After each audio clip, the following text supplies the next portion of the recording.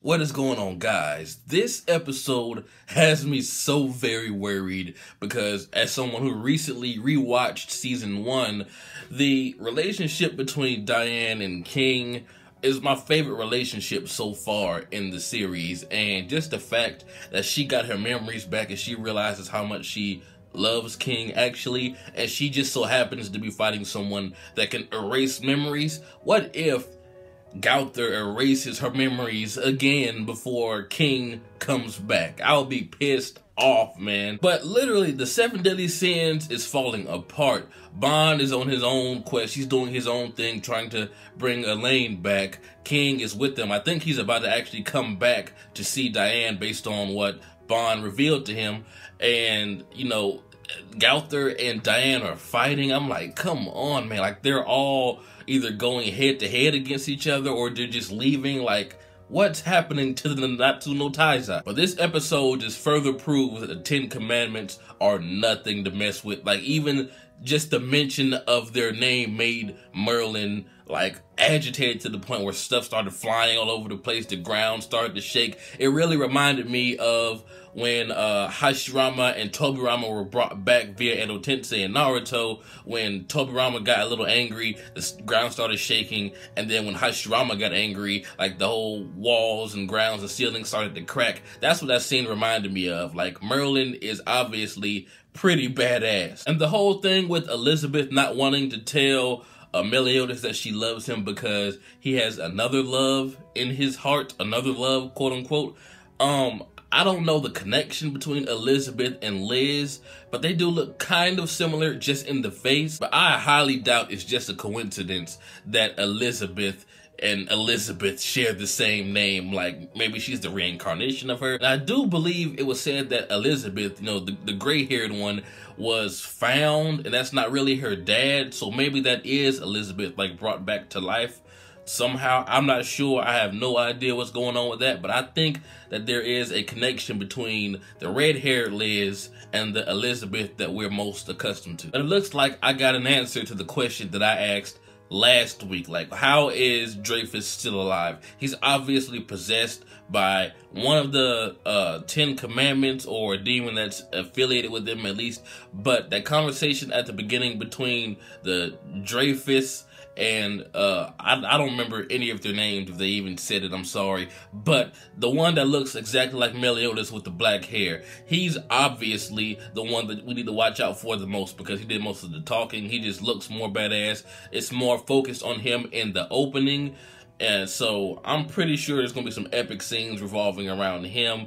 And they don't have much of their power right now, he says, because of the seal. And how he said that the goddess's blood is really what brought them back, and he showed that soaked up towel with Elizabeth's blood. Like, how much power does Elizabeth really have? Like, this is crazy. I thought that scene was really cool when they all flew away, when their like curse marks expanded into like wings and whatnot. It really reminded me of when Meliodas went crazy in the first season, and hopefully he's able to control his power at some point, because it's obvious that that black, you know, demon power, whatever it is, whatever it's called, is really, really OP. We haven't even really seen much from it, but I can already tell these 10 Commandments are going to be a major hurdle for the 7 deadly sins to overcome. It's obvious they're going to come back together at some point, because in the opening we see them all fighting together against the 10 Commandments. But as of right now, the 7 deadly sins are in a rough spot. Like, Gowther is really messed up. I thought in the first season that, you know, Gila was really Gowther's girlfriend. Like, maybe they kept the relationship a secret or something, but no, it turns out that Gowther just implanted those memories into her and made her forget her own little brother and vice versa. I'm like, come on. Like, Gowther, I don't know, man. Like, he was a mystery to me in the first season, but I don't know, it's just kind of fucked up regardless of what kind of emotion he's trying to learn. He actually says he wants to see what's beyond emotion. He kind of sounds like Jiren, how Jiren says he wants to find what's beyond strength or whatever. But just the fact that he's willing to erase like precious memories like that, because it's obvious in the first season that Gila really, really, really loved her little brother. Like, she would do anything for him. She was even willing to die for him at certain parts in the first season. So for him to just say fuck all that, those memories aren't necessary for our love. It's really fucked up of Gowther's character, and I'm actually starting not to like him, but I'm pretty sure he'll redeem himself later on. You manga readers may actually think Gowther is awesome, but as of right now, that just left a bad taste in my mouth, because we saw how happy Diane was that she got those memories of King back, and also like how pissed off she got when she learned that Gowther erased some precious memories, when she knows how it feels to lose precious memories and then suddenly get them back. So Gowther is an asshole as of right now. And the whole thing with Bond being the new Fairy King, I find that kind of funny, because when you see the words Fairy King and you look at Bond, they do not go together. Like, I really thought they were talking to Harley Quinn, aka King, but they threw rocks at King. I was like, dang, King's got it bad. And the fact that Helbram is in his helmet, it's pretty cool, because I actually liked the relationship between Helbram and King, because in season 1, well, Helbram was an asshole most of the season 1, but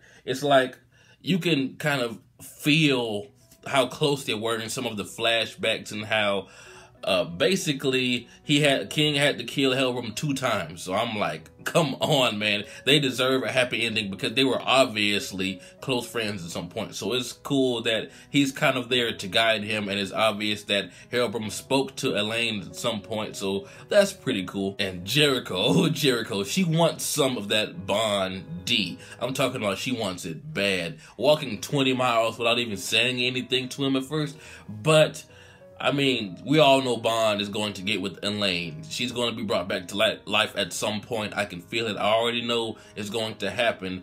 That's just how the story seems it's going to go. That's the direction it seems like it's heading towards. So Jericho is just going to have to get over it, man. This is a pretty good episode. I am really happy Diane got her memories back. I really hope Gowther doesn't blow it for her and, you know, erase her memories again. That would freaking suck, because if memories are erased by Gowther, from what I gather, they aren't able to be brought back unless he's the one that actually implants them back, because that just seems like that's Gowther's character trait. And also, it's obvious Meliodas is about to get his sacred treasure next episode, and I can't wait to see what he does with that sacred treasure. It looks like a sword or a dagger based off of the preview to the next episode, but man, I really can't wait. I've really enjoyed these past 2 episodes so far, and I hope you guys have too, because I've been waiting so long for this anime to come back. But tell me what you guys thought about this episode. It was really, really cool. Anyway, this has been jbDAuchiha. Like, comment, subscribe, and I'm out.